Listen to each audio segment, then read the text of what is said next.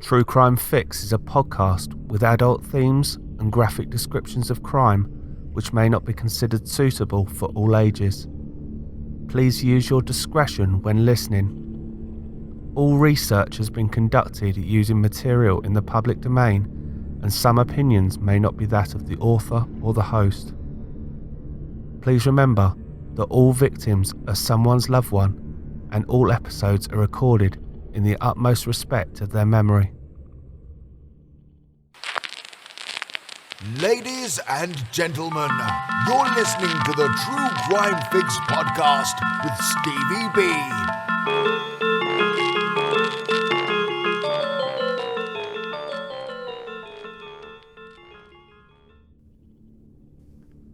Hi everyone, and welcome to Case 11. This case was a suggestion in the True Crime Fix discussion Facebook page by Scarlett White. Thank you, Scarlett, for recommending this to me. I plan to do more cases that are recommended by my listeners, as you seem to pick fantastic ones that end up engulfing me as I delve further down the proverbial rabbit hole. A little bit of reference for this case. I wonder if any of you have read the book or seen the film The Girl on the Train by Paula Hawkins. The story of, coincidentally in this case, a woman by the name of Rachel watching the people on her journey into London every day and ending up trying to be someone she isn't to fit in. I refer to that story because the reason why the book is such a gripping read is that the story is told from so many points of view in order to explain why things happen and almost create a 3D shape. But as a film, it does not quite create the mystique of that. For those that have not read The Girl on the Train, I think the best comparison would be the way that the story is told in the series Breaking Bad, where things happen when the build-up is explained in later episodes and you have a light bulb moment as all becomes apparent further you get in the story. It's like that with this case, where the more you unpick what appears to be a straightforward runaway teen case, the more snippets that are revealed sends you off in another direction you were not expecting. Because of the way that the case is, it's not going to be a straightforward A to Z build-up. We may be, for example, going NOP in a logical order, and then without warning skip back to D or E to tell a certain part of the story from a perspective different from the initial narrative. It is one that if you're tired or your brain is not fully functional yet, I would delay listening to until you're able to fully concentrate on who is who and where is where. I've done my best to lay it out as simply as I can, but because this story is like an onion with so many different layers, sometimes the odd person or place is mentioned as a point of reference who has not been spoken about in context before. Just advance warning, this story contains crimes against a teenager, so please listen at your own discretion. So if everybody's ready, ladies and gentlemen, this is your True Crime Fix. I'm your host Steve, and this episode has been written in memory of Rachel Barber. Rachel Elizabeth Barber was born on the 12th of September 1983 to Mother Elizabeth and Father Michael Barber in Glenalvie, Australia. Rachel was the eldest of 3 children and had 2 sisters, Heather, who was 6 years younger than her, and Ashley Rose, who was 10 years younger than her. Glenalvie is a small town located on the Basque Coast in the state of Victoria. The population, as of 2016, was 165 people, and there were 69 private dwellings, so it was a town where everybody knew everybody. In early 1993, the Barber family moved to Mont Albert, which is 12 kilometres from the centre of Melbourne. Rachel was described as being strikingly attractive with a dancer's body. She had very pale skin, which appeared to be clear of the usual teenage blemishes of acne. She had what is described as beautiful green eyes, and expressed herself by dyeing her hair lots of different colours. In December 1997, the Barber family moved to Bayswater North. At the start of 1998, Rachel commenced casual dance classes at the Dance Factory in Richmond. Her parents allowed her creativity to flow and encouraged her to follow her dreams. A fan of classical music since her early childhood, Rachel possessed the required potential for a career on stage and in front of the camera. It is not surprising that Rachel had an artistic side. Her grandfather on her mother's side was Ivan Southall, who was a famous Australian author responsible for over 40 works of fiction and non-fiction. Her uncle, Andrew Southall, was also an artist and a writer. She wasn't interested in schoolwork, but had a talent for dancing, recalled her mother, Elizabeth Barber. We decided to allow Rachel to pursue what she was talented at. She was very talented at classical ballet, but being a typical teenager, she rebelled and gave up a few times, but she always returned. She tried modelling as well, but her passion was always music and dance. To the extent that after consulting Rachel's mother, the artistic director, Dulcie Lee, offered Rachel a full scholarship at the Dance Factory. As a result, Rachel dropped out of school early in the third term of Year 9, which is between the ages of 13 and 14, to pursue her career in dance full-time. Rachel had given herself the stage name Rachel Starr. The Dance Factory studio was opened in 1982 and first established a full-time course in 1985. This allowed students to focus on their performance and technique around other subjects. Dance Factory alumni have found their place throughout the West End in London, Broadway in New York, Asia, and virtually every major musical production in Australian theatre. Shortly after starting at school, a fellow student by the name of Emmanuel Carella caught Rachel's eye. Emmanuel was the same age as Rachel, and the two started a relationship. Classmates were soon calling the pair Romeo and Juliet, despite the fact that Rachel's mother approved of the relationship. She wrote in her book that you would not wish your daughter to meet a nicer young man. Even with spending a lot of time at stage school, Rachel was still close to her sisters and often directed plays at home for her sisters to perform in. Rachel lived for theatrics and dance and just loved to perform.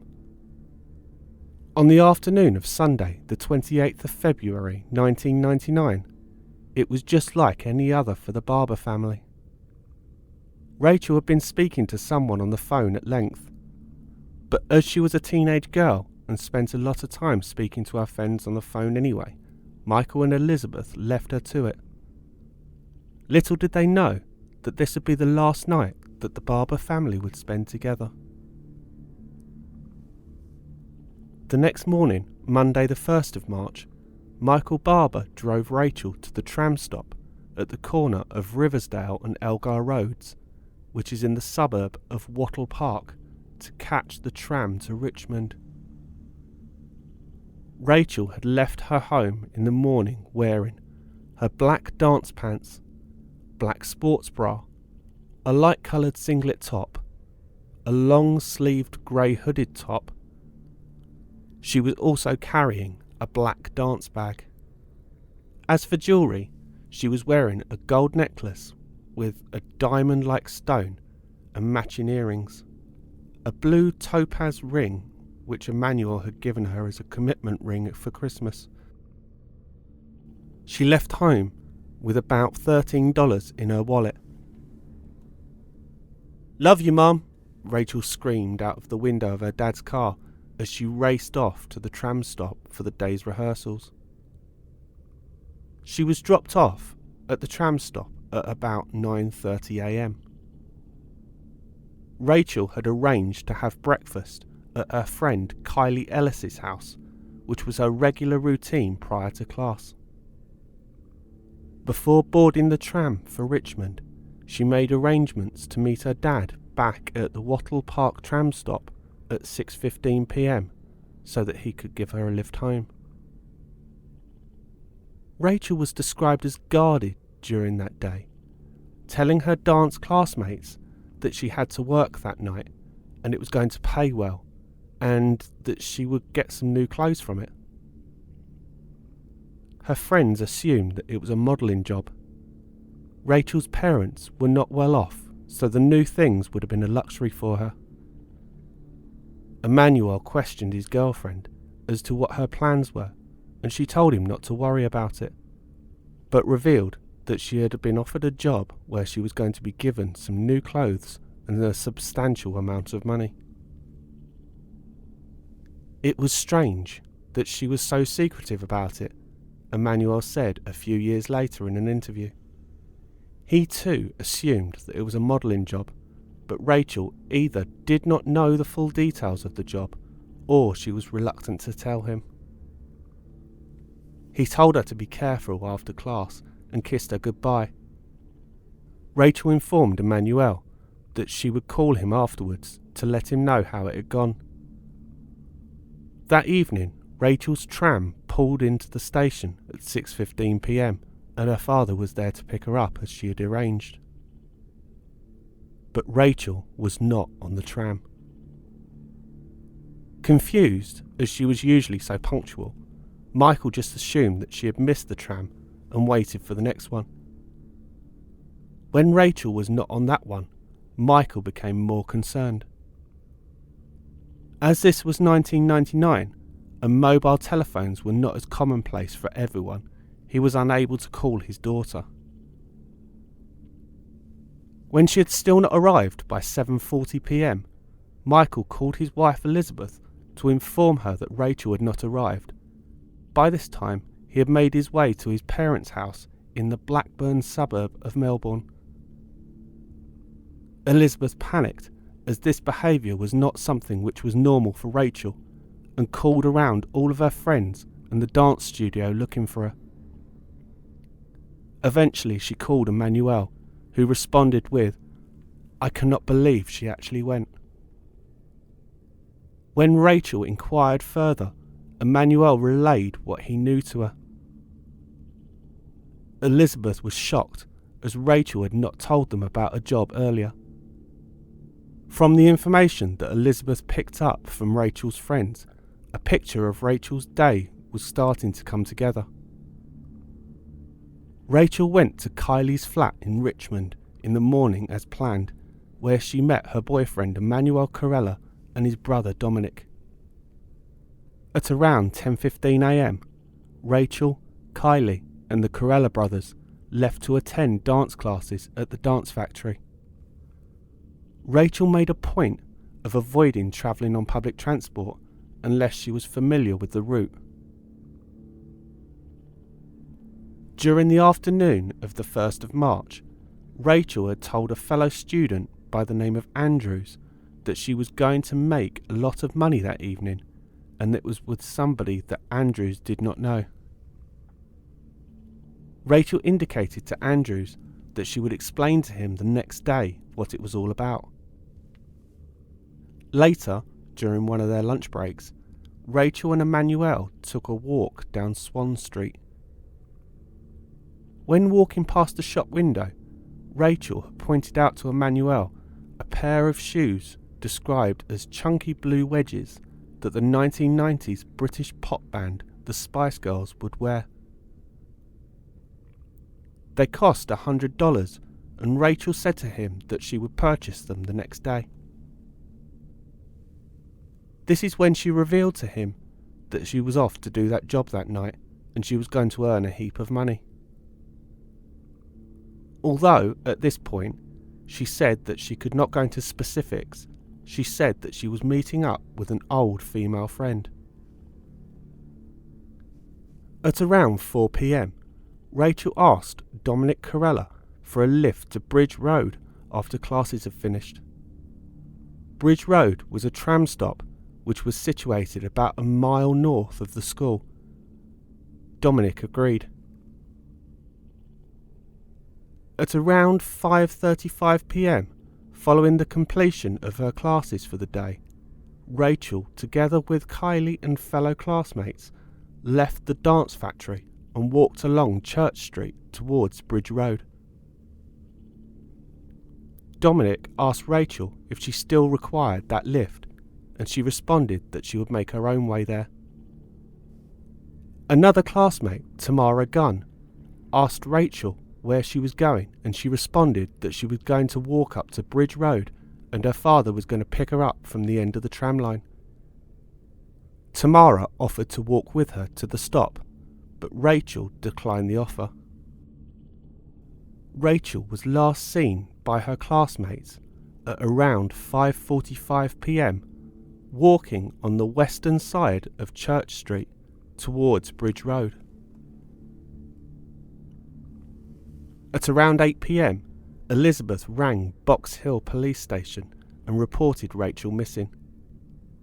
The police asked for all the personal details and then inquired how long Rachel had been missing for. Elizabeth states in her book, Perfect Victim, "They didn't exactly laugh, but I had the feeling that they thought I was overreacting."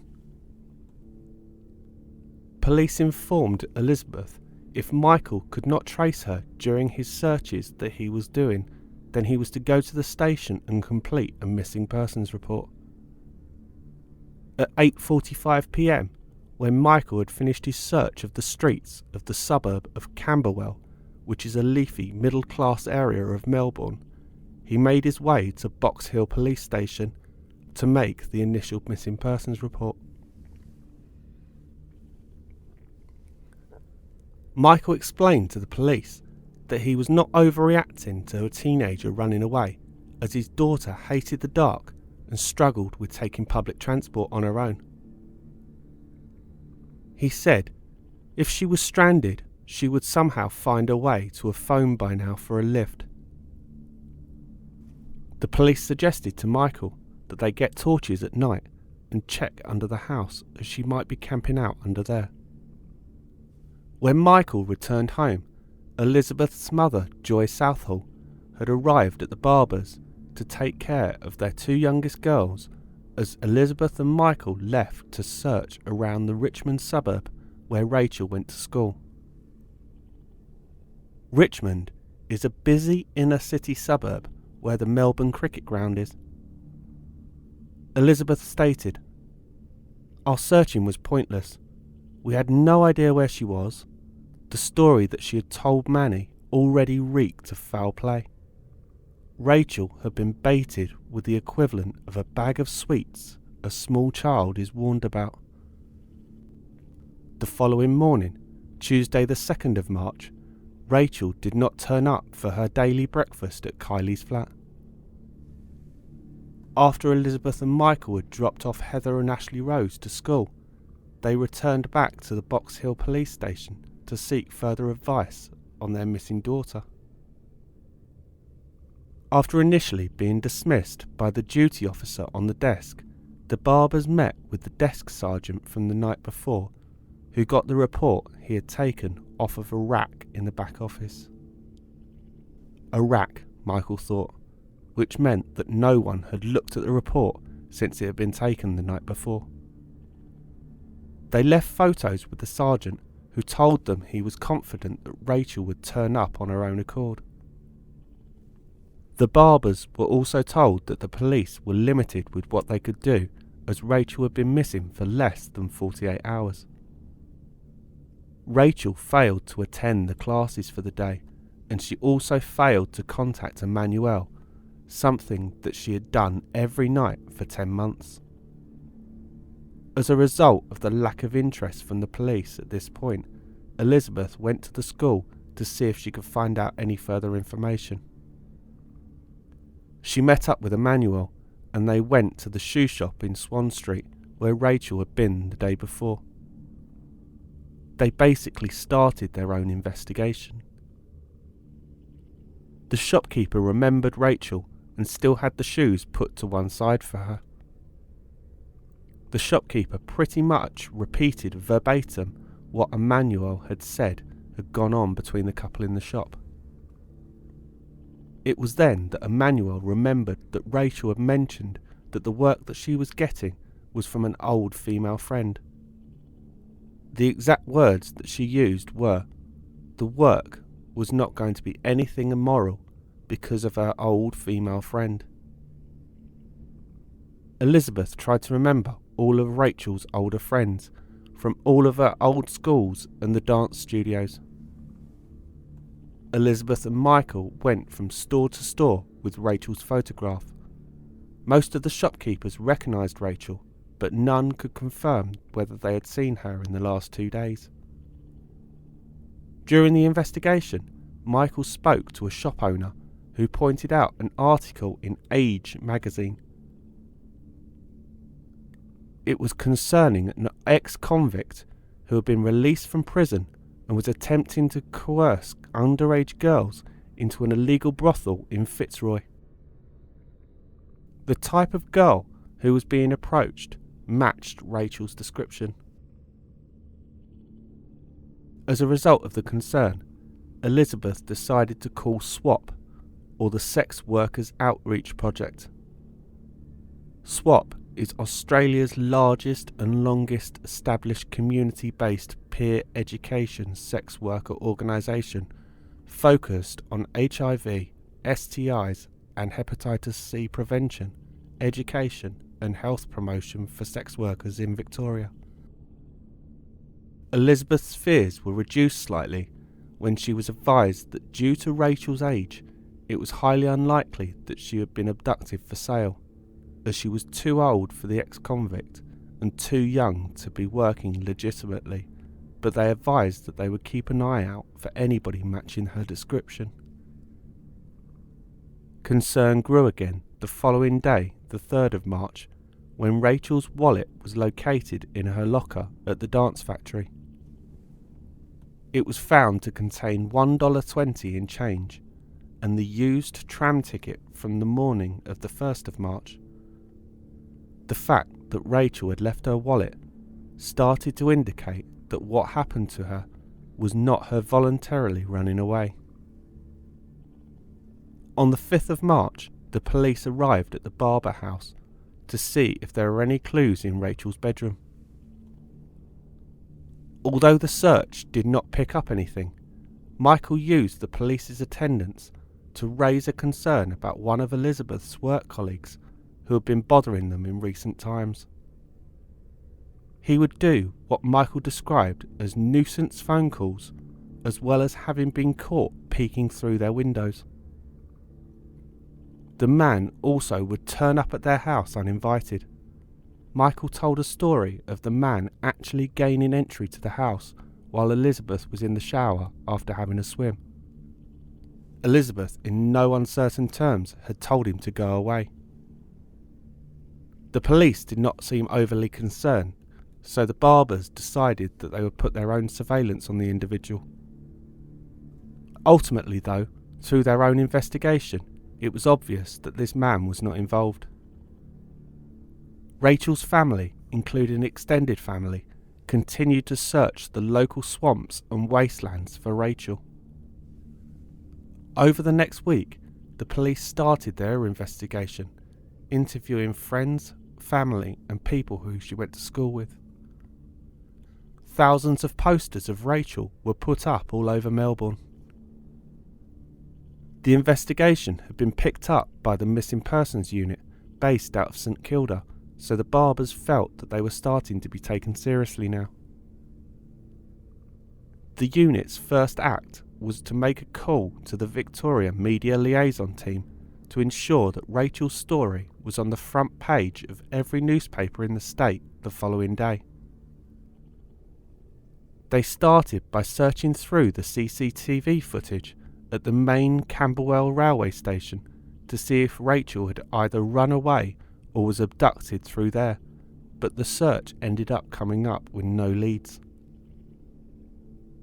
As part of the initial investigation, the police questioned Elizabeth and Michael about whether Rachel had been acting strange on the 28th of February. Elizabeth recalled that during that evening, Rachel had spent a lot of time on the telephone. She suspected that it had been Emmanuel whom she had been speaking to, but she was not sure. The police also interrogated Emmanuel as to whether Rachel had run away due to the fact that she was pregnant. An awkward conversation with a teenage boy, who then had to describe his limited sexual encounters with Rachel, which meant that the police could rule that out. The police were able to obtain the telephone call charge records for the evening of the 28th of February, which revealed that 2 calls were made from a home phone number in Paran at 5:24 p.m, that call lasting 15 minutes and 27 seconds, and later at 5:45 p.m, that call lasting 29 minutes and 42 seconds. The call surprised the Barbers, as they were not aware of anybody who lived there. When police did the initial check on the phone number, they learnt that it belonged to Caroline Robertson. Caroline was working a desk job with a communications company on St Kilda Road in Melbourne. On the 10th of March, the police attempted to contact Caroline Robertson at her place of work, but they were informed that she was off sick. They decided to try and contact her by phone at her home address, which was again unsuccessful.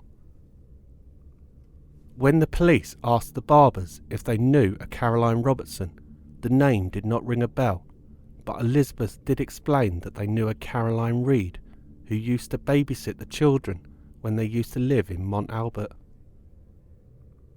Her name had been on the second list of acquaintances which had been given to the police. At one time, Elizabeth said that they had been really good friends with the Reids, as they lived across the road from them, and she had actually helped out Caroline's mother, Gail, when she was going through a messy divorce, but they had not seen Caroline for years. It was then that Michael remembered that he had taken Ashley Rose to Caroline's younger sister's birthday party a few weeks prior. Caroline had spoken to Rachel at length through the car window whilst he was dropping Ashley Rose to the front door.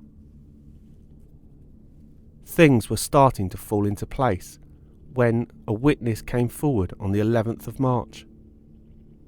At around 6:40 p.m. on the day that she went missing, Rachel was seen by Alison Gubrek getting onto a tram at the intersection of High Street and Chapel Street in Paran. Paran is 3 miles south of Richmond, when where she was supposed to be meeting her dad was 8 miles east of Richmond. She was seen in the company of an older girl. They both got off when the tram stopped at the corner of Williams Road and High Street. Overhearing the 2 girls' conversation, it was obvious that they knew each other, and Rachel did not appear to be under any duress. Alison mentioned that Rachel was seen laughing and joking about her boyfriend and her cats. Rachel was, however, completely the other end of Melbourne from where she had arranged to meet her father. Alison assisted the police to compile a photo-fit image of the girl she saw in the company of Rachel. The image matched that of Caroline. Had Rachel simply run off with Caroline? And if she had, why had she? The idea that Rachel could be with Caroline brought a small bit of brief comfort to the Barbers. After several unsuccessful attempts on March the 12th to talk to Caroline, police gained entry to her flat and found her apparently unconscious next to an empty bottle of Tegretol, which she took for her epilepsy. Police noticed that the flat was untidy and had the appearance that Caroline was preparing to move. Upon searching her flat, police found a bag of clothes that were in size 8 and would not have fit Caroline, but would have fit Rachel. They also found a number of journals and scrapbooks, but there was no sign of Rachel. To be continued in episode 12. Due to the length of this story, I'm not going to be able to record it all in one go. Therefore, ladies and gentlemen, I'm sorry, but this story is going to have to be continued. I was contemplating waiting a whole week for the second part. Then I thought to myself, I'm not as evil as HBO and George R. Martin. Therefore, I'm going to conclude the story tomorrow. Please remember, if you enjoy the show or want to know more, please follow us on Twitter at TrueCrimeFixPod. That's at TrueCrimeFixPod on Twitter. I'll be posting information about the week's case on there. I also have an Instagram account, so search True Crime Fix. Also, if you have any suggestions or feedback for the show, please contact me at TrueCrimeFixPodcast. That's TrueCrimeFixPodcast@gmail.com.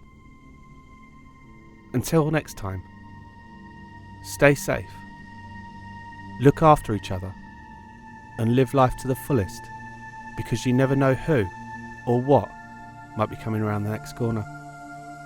Take care, everyone.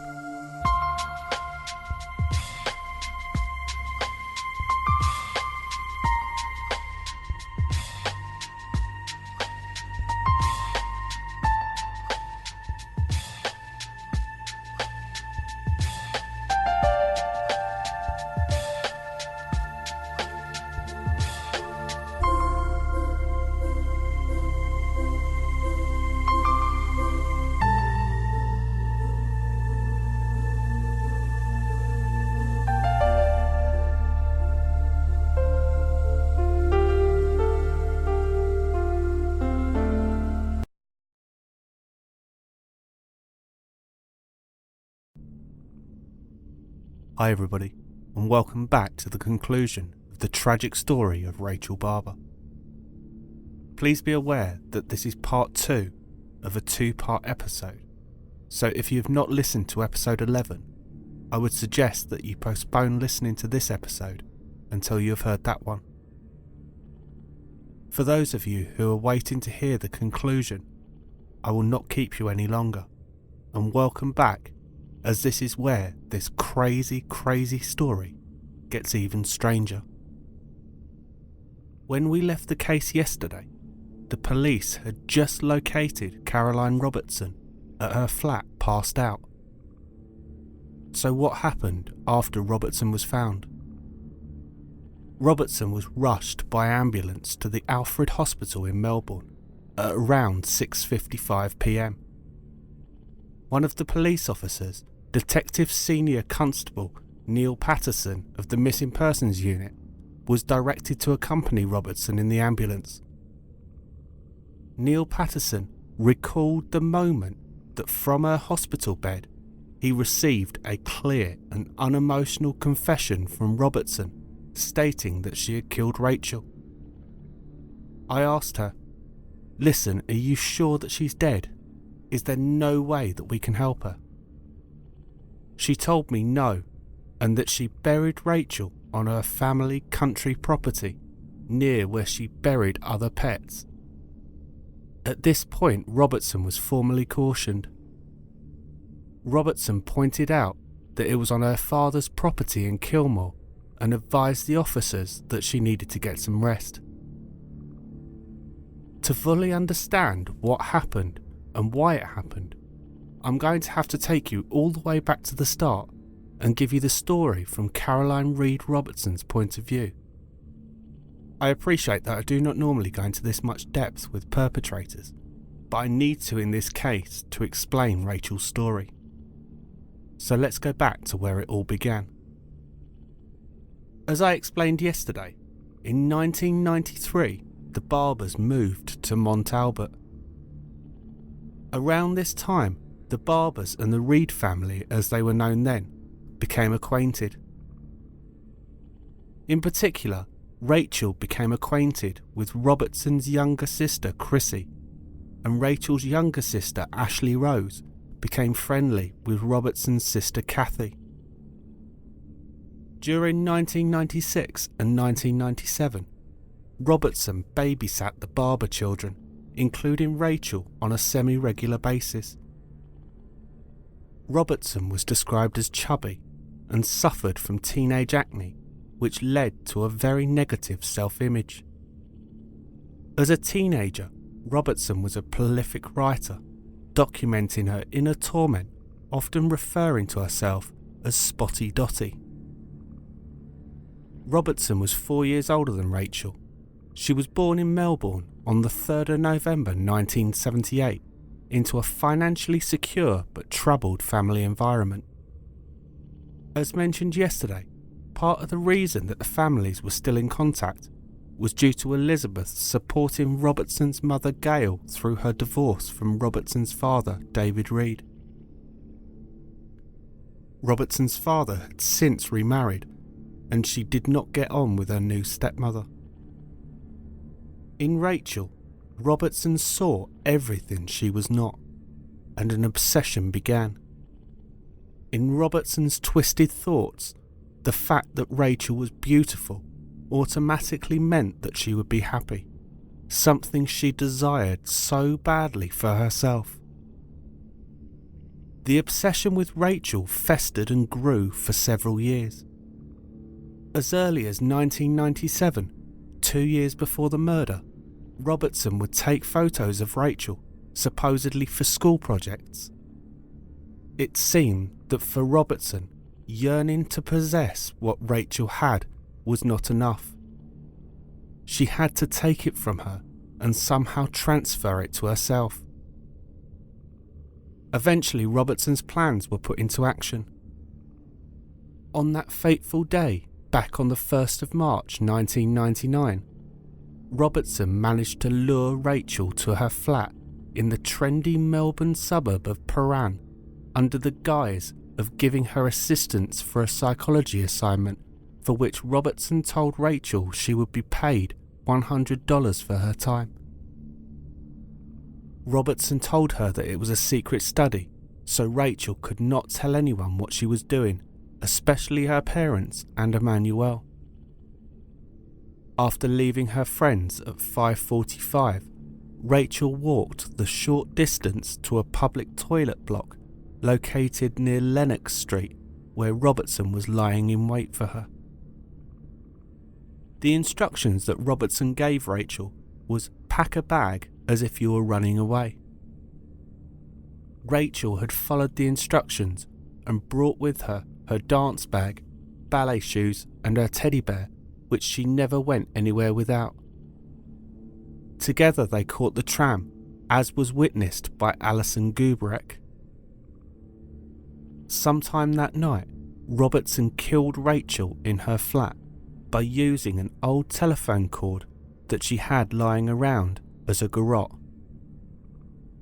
At around 4 a.m. on the 2nd of March, the occupant of Flat 6, 22 Trinian Street, was awakened by the loud sounds of a female crying and sobbing, and the sounds of someone having a tantrum.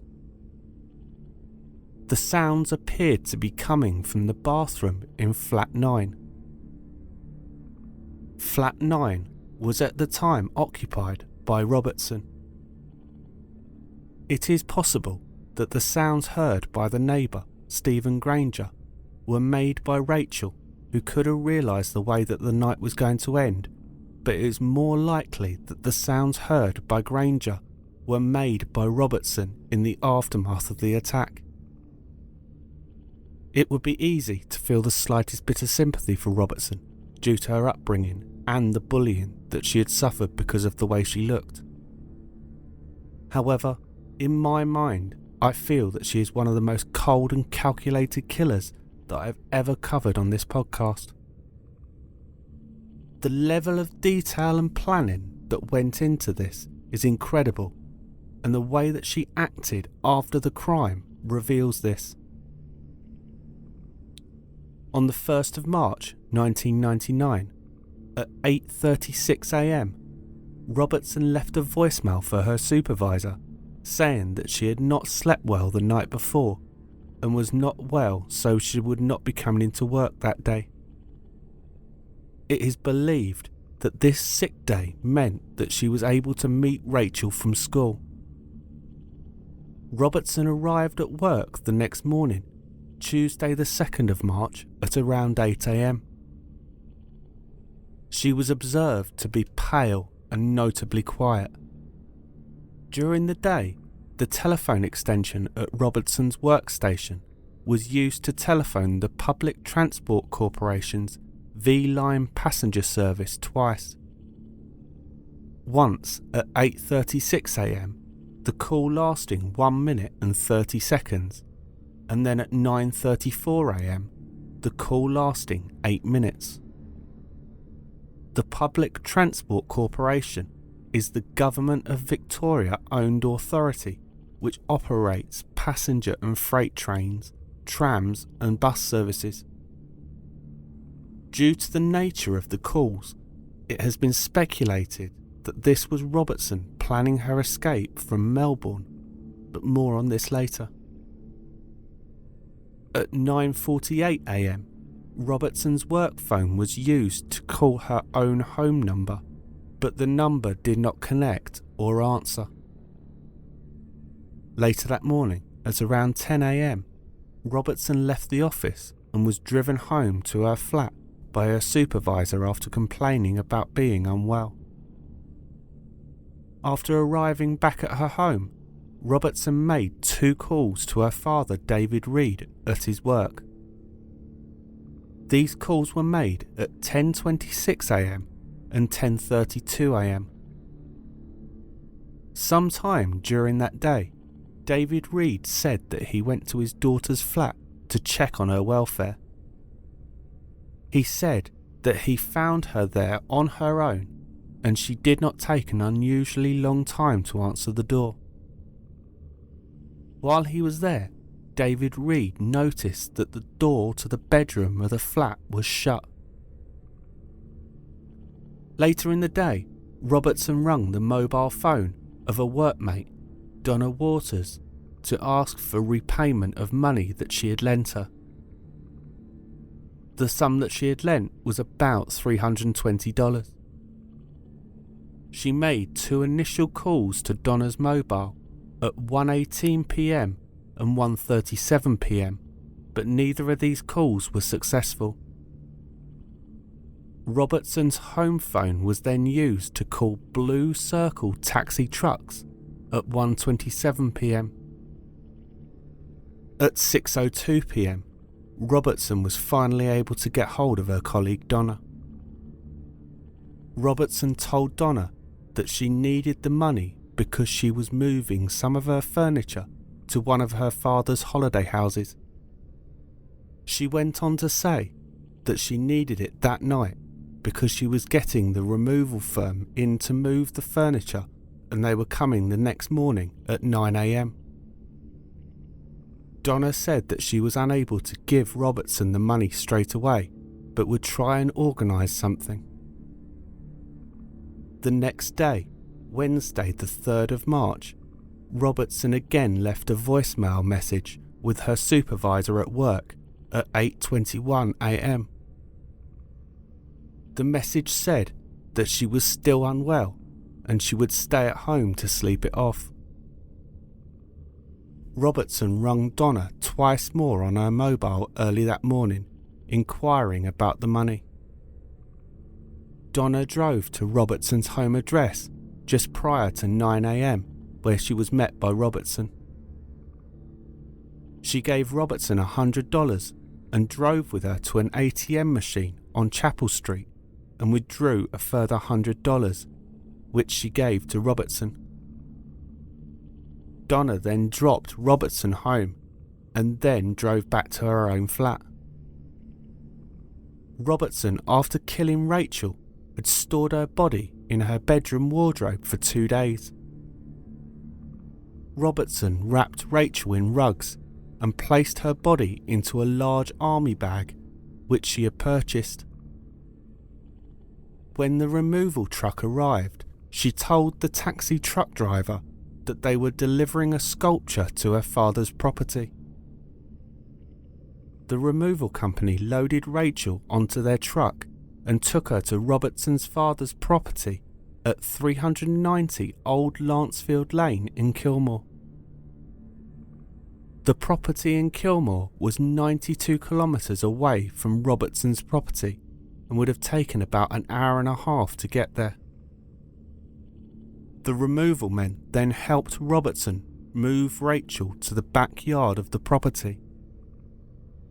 Unbeknownst to them, they were assisting a murderer dispose of a body.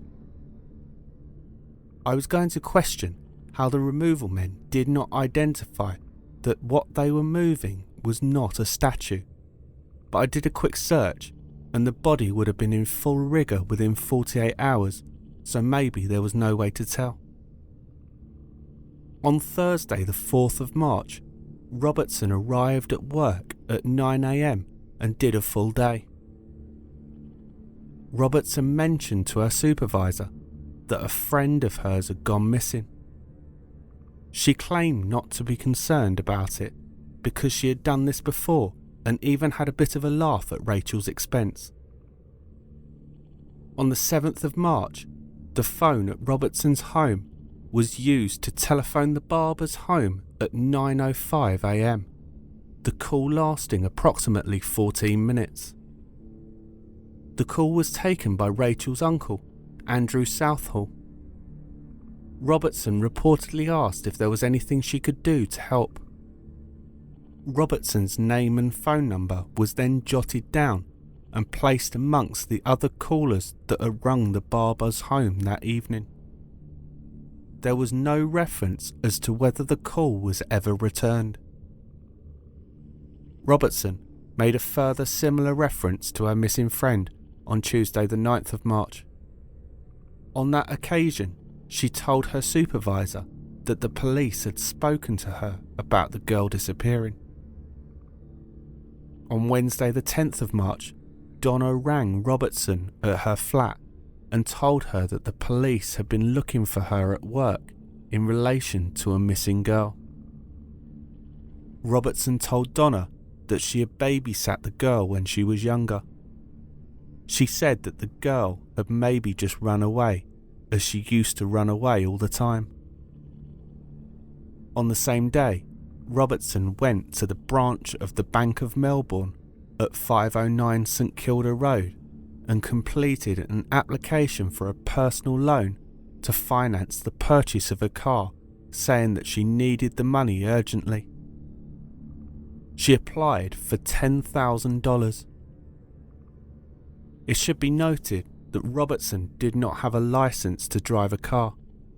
It is therefore safe to assume that the funds would be used to pay for her escape. Robertson rang the branch 3 times on Thursday the 11th of March, inquiring as to the progress of her application. On Monday the 16th of March, Robertson was advised by the Bank of Melbourne that her application had been declined.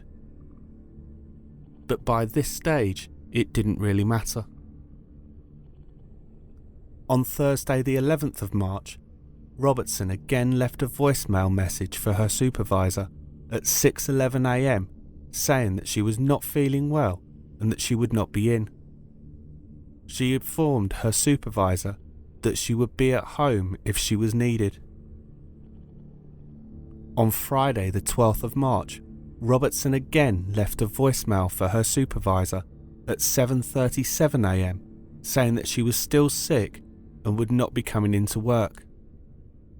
The supervisor rang Robertson's home number, but the telephone was not answered. She left a message to say that her self-certification had expired and she now required a doctor's note. At 8:43 a.m, the phone at Robertson's flat was used to phone a silver top taxi which collected Robertson from her flat at 8:54 a.m. and took her to Flinders Lane in Melbourne. The meter was deactivated at 9:14 a.m. The police attended Robertson's flat at 9:20 a.m. in order to speak to her about the disappearance of Rachel. No one answered when the police knocked. At 12:48 p.m, Robertson again rang her colleague Donna and asked her for the rest of the money that she was owed, saying that she needed it for a date. She again rang Donna regarding the money at 3:36 p.m.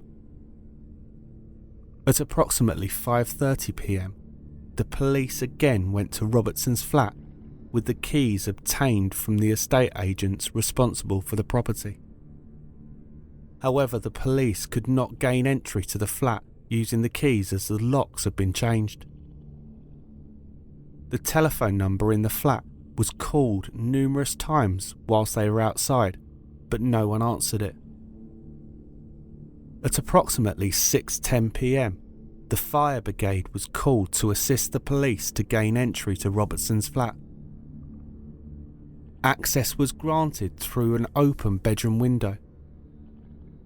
Once inside the flat, the fireman noticed Robertson lying on the floor at the foot of her bed, apparently unconscious.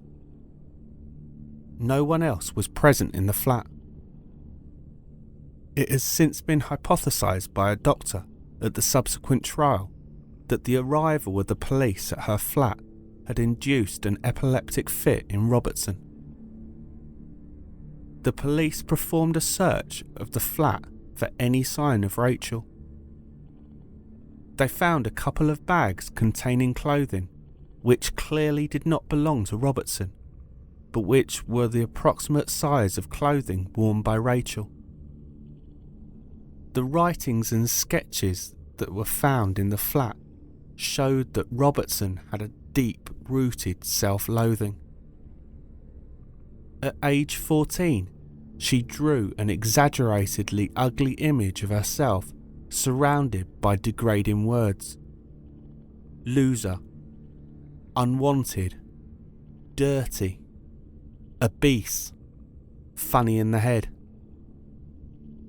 Robertson's diary entries consisted of things like How to Change in 9 Weeks, which was written by Robertson on the front of her journal. I don't belong anywhere in this crazy world because I'm ugly, obese, pizza face, white worm, massive nose, and just plain weird. But later, detectives found that the diary entries became more sinister, and they revealed the disturbed obsession Robertson had with Rachel as she plotted to kill and disfigure her. So, my dear listener, I acknowledge that this story might be difficult to keep up with. I struggled when writing it, but you now have the 2 different stories, and thank you for persevering. On Saturday the 13th of March 1999, at about 3:30 p.m, the body of Rachel Elizabeth Barber was found buried in a shallow grave on the property situated at 390 Old Lancefield Road, Kilmore. As she had described in our interview, Rachel's body was found in the woods in an area which Robertson had used as a pet cemetery. When she was found, Rachel's body was in an advanced stage of decomposition, with the phone cord still tied around her neck. The police now had their murder weapon. Her body was still covered in blankets, and she was lying in the fetal position.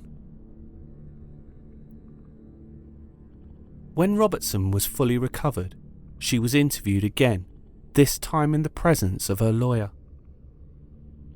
Robertson was not as forthcoming during the second time round and decided to exercise her right to silence. In Robertson's flat, Police had found an application for a birth certificate filled out using Rachel's details on it, such as her date of birth and the fact that she was born at Anglis Hospital, in Robertson's writing. The depth of Robertson's obsession with Rachel was becoming more obvious when a document was also found with all of the names and dates of birth of the entire Barber family. Also found was a scrapbook documenting Rachel's development from a child. Robertson did not only have an obsession with Rachel, she wanted to be Rachel. In the months leading up to the murder, Robertson decided that she needed a new identity. She had spoken to Rachel's younger sister and asked her for Rachel's date of birth for a school project. Handwritten notes later found at Robertson's flat showed that once she had killed and disfigured Rachel, she would then assume the new identity for herself, Jem Southall, a wild 16-year-old. Southall was the maiden name of Elizabeth, Rachel's mum. Robertson was formally charged with the murder of Rachel Barber on the 14th of March 1999. Caroline Reed Robertson first appeared before Melbourne Magistrates Court on Monday the 15th of March 1999, where she was charged with Rachel's murder. At the hearing, which only lasted a matter of minutes, Robertson did not enter a plea. At the hearing, prosecutor Scott Johns told the court that the homicide squad were in the process of preparing 60 witness statements, and it was likely to take 3 months to get all of the evidence together, as the forensic tests would be extensive. No application for bail was made. As a result, Deputy Chief Magistrate Yelena Popovich remanded Robertson in custody pending the committal hearing.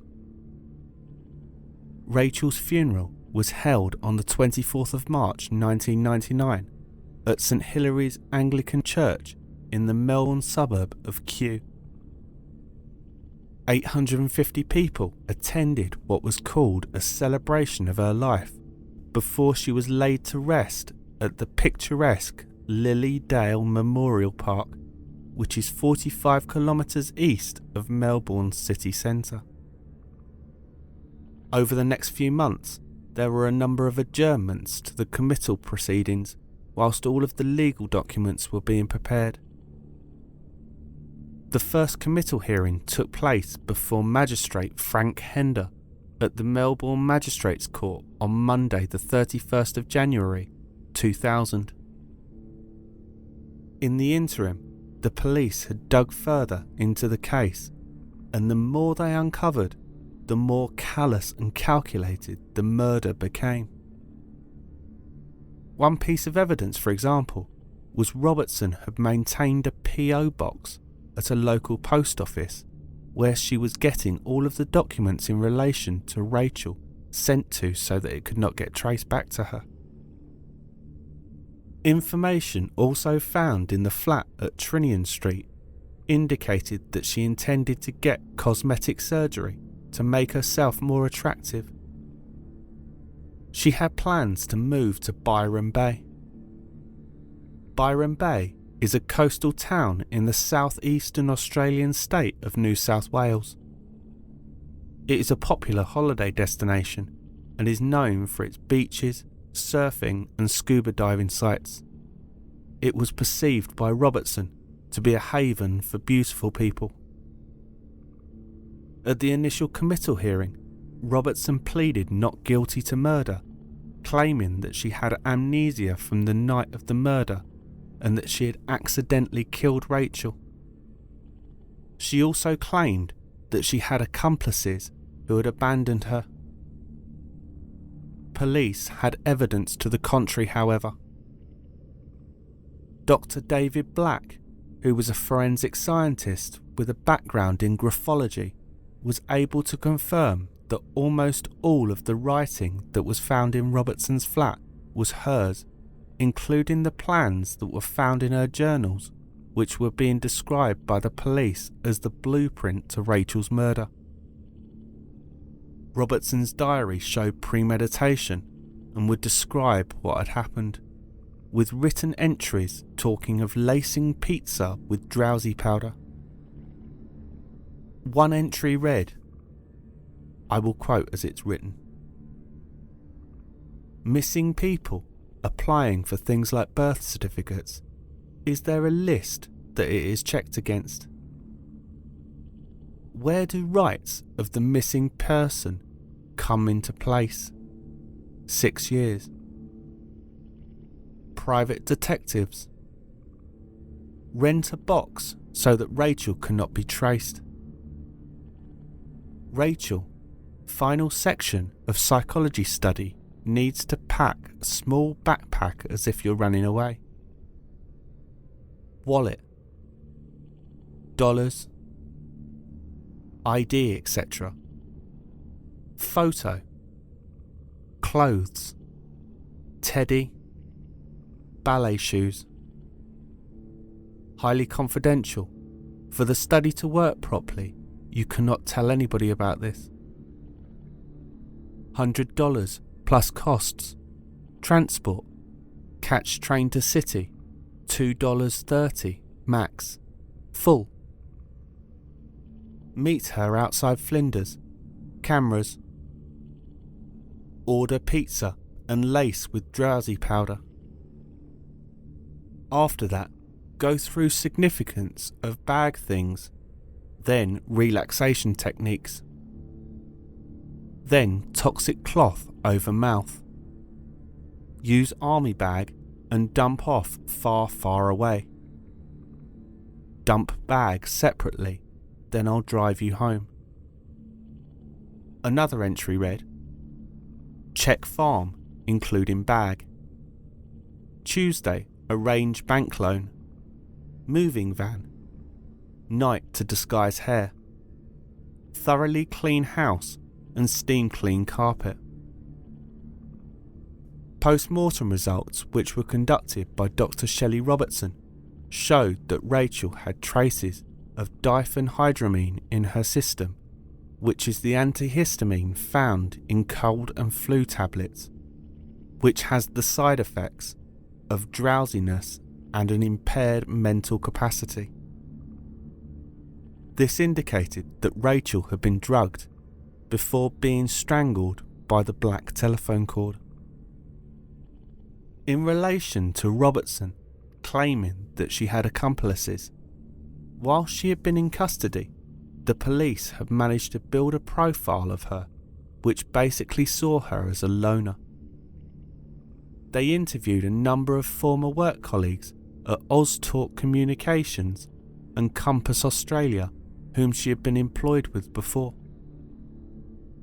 Detective Paul Ross from the Homicide Unit said that there was a striking absence of people who knew a lot about Robertson, with everyone referring to her more as an acquaintance than a friend. Catherine Felstead, who was Robertson's supervisor that has been referenced throughout this episode, gave a sworn statement to the court saying that since she had been employed in November 1998, she had not revealed much about herself other than the fact that she was a vegetarian, the fact that she did not get along with her mother, and the fact that her stepmother preferred her younger sisters. Robertson used to go to lunch with Donna Waters and Sally Arthur, but the women never saw her socially outside of work. When interviewing Compass colleagues, the same story emerged. 2 women who she used to spend her lunch hours with, Josephine Fasadny and Carmel Rosendale, both described how Robertson would enjoy discussing gossip, but when the ladies would discuss topics of a sexual nature, she appeared to lack self-confidence and blushed easily. Robertson's lawyer, Colin Lovett QC, claimed that she was not well enough to stand trial, and this hearing was adjourned to allow her to get assessed by medical professionals. However, during this adjournment, Robertson decided that she was not going to cause the Barbers the pain of a trial and changed her plea to guilty. On the 27th of November 2000, almost 21 months to the day after Rachel went missing, Caroline Reed Robertson, who was now 21, pleaded guilty to the murder. The hearing was held at Melbourne Supreme Court and was presided over by Justice Frank Vincent, with Jeremy Rapker QC representing the Crown and Colin Lovett QC representing Robertson. At the court hearing, the true extent of the hatred that Robertson had for herself, as well as the adoration for Rachel, became clear. Robertson sobbed in the dock as her barrister Colin Lovett QC read aloud her anguished writings of self-loathing and hatred. "I feel like a troubled and tortured lost soul who has been thrown into a world of angels," she wrote. She called herself an alien with horrible things bottled up inside. Dr. Justin Barry Walsh was one of the psychiatrists who analysed her before the trial started, and he stated, I quote, "She details a home life that is characterised by conflict between her parents, frequent criticism and denigration of herself, as well as emotional and perhaps physical abuse from her parents. Her mother preferred her eldest sister and suffered from significant mood disorder, especially at the time of her birth. Her father has been a more consistent person in her life, but she remains ambivalent to him. She has experienced him as constantly angry or controlling and authoritarian. She thus has a long history of poor relationships with both parents. Physically, she was obese for much of her life. From primary school, she was largely marginalised with very few close friends and frequently teased and bullied. Her writings support the notion that she has developed a very poor self-image, and at times those writings refer to her loathing of herself and her situation. They support her description of feeling unhappy and miserable all of her life. Mr. Crudson, who was a second psychologist, reported, I quote, "Robertson sees herself as the bad kid, the troublemaker, the person who failed everyone's expectations. In reply, she did bad things. They expected me to be bad, so I was. I stole things from everyone and don't really know why I did it. I would be so upset and angry. I feel bad about it now." In sentencing Robertson to 20 years in jail with a minimum term of 14.5 years, 627 days were taken into account as time served. Justice Vincent said she killed to achieve an unreal dream. "You were motivated by envy of Rachel's beauty and her personality, and above all, I am satisfied you believed that she would have a happy and successful life, the kind that you anticipated you would never experience. What has emerged from all of the material, in my opinion, is that you suffer from a deeply entrenched personality disorder which contributed to your conduct, and, at this stage at least, you represent a real danger to any who may become the unfortunate subject of your fixation." Following the ordeal, Elizabeth's sister made a statement on behalf of the family. The most significant thing in this statement was an appeal to the family of Caroline Reed Robertson, stating that they had nothing but compassion for them.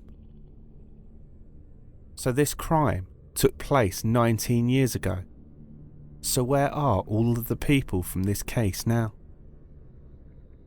Robertson was released on parole from the Deer Park's Dame Phyllis Frost Centre on the 20th of January 2015, her appearance changing dramatically when she was in prison. Following her release, the Barber family asked for the public not to harass Robertson, but give her the opportunity to quietly readjust to life outside of prison. The family hope that Robertson had been properly rehabilitated and supervised during her parole so that she is not a danger to society. While the Barber family do not want Robertson to contact them, they did not wish her harm. Rachel's mother, Elizabeth Barber, told the Herald Sun Robertson would remain on her mind every day. She won't be any less on my mind, but she won't be any more. She said that she was aware that Robertson would be living on the opposite side of Victoria, away from her and her family, and did not believe that she was a threat to them. I don't think she is dangerous to us, she said, but I don't want her to be dangerous to anyone. Whilst in prison, Robertson had entered into a lesbian relationship with a fellow inmate, Annette Chubbs Taylor, and the two were planning to live together upon their release. A former inmate who knew Robertson said that she had not spoken of her crime and believed that she was rehabilitated. As you would hope, there is no documentation online with regards to any crimes Robertson has committed after her release. Rachel's boyfriend, Manny Corella, has suffered from anxiety attacks after the loss of his girlfriend. However, he did go on to have a successful career after leaving the dance factory. He worked for a year as a dancer and a backup singer on the Australian Channel 9 network's talent show, Starstruck, where he was the youngest dance team member. After recording a demo single, he became the first act signed to the Luxor record label. Manny's debut single, Too Beautiful, was released in March 2003 and was believed to have been written about Rachel, and it scored extensive airplay, which peaked at number 22 in the Australian Record Industry Association's single chart. The follow-up single, Don't Say a Word, released in August, peaked at number 7.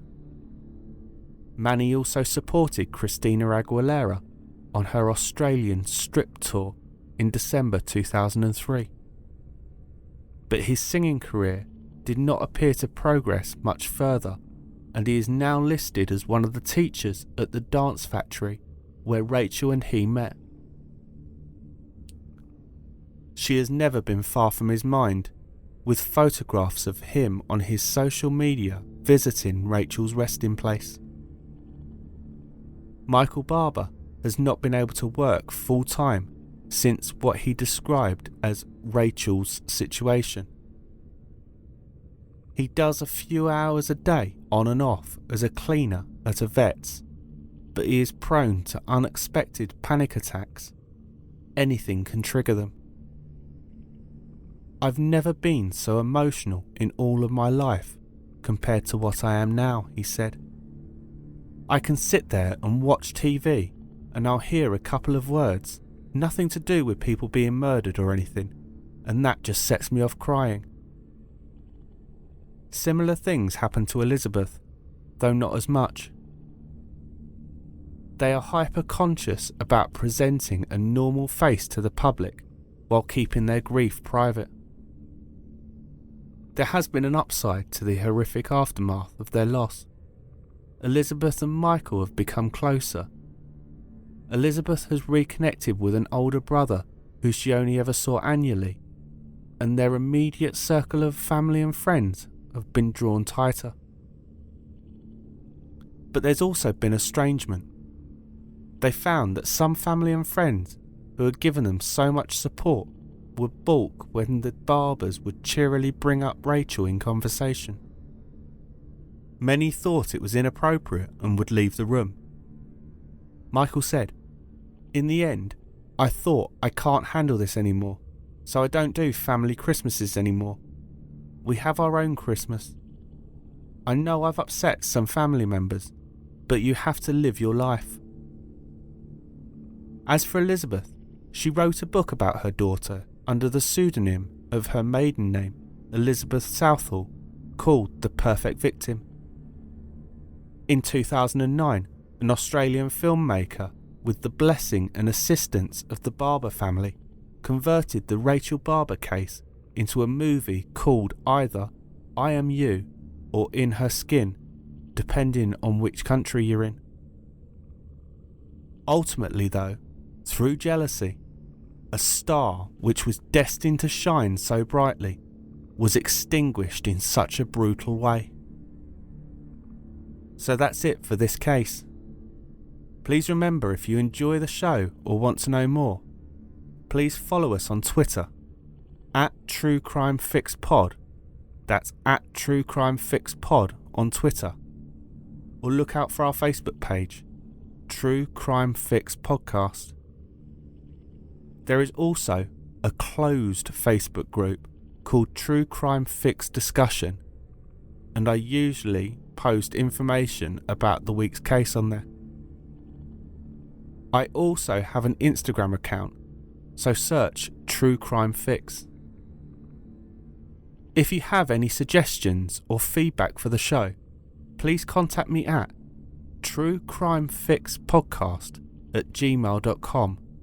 That's truecrimefixpodcast@gmail.com. I will be doing a question and answer episode after our season finale, which is next week.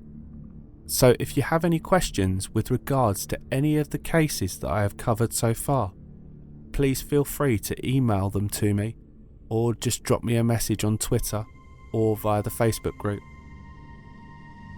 Until next time, stay safe, look after each other, and live life to the fullest, because you never know who or what might be coming around the next corner.